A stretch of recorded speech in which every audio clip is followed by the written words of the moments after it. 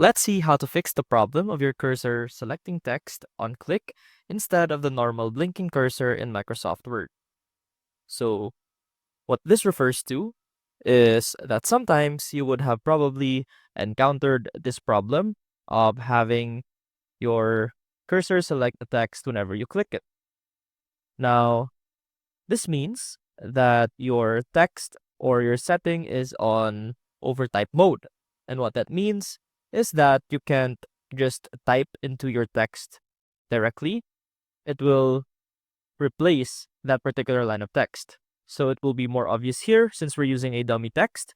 Let's go ahead and type our text. So as you can see, when I typed the letter T, the letter L was removed. So let's continue. The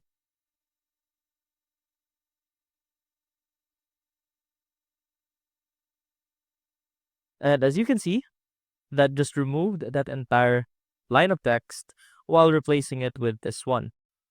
Now to turn off overtype mode, simply click on the insert button on your keyboard and that should return to its original setting.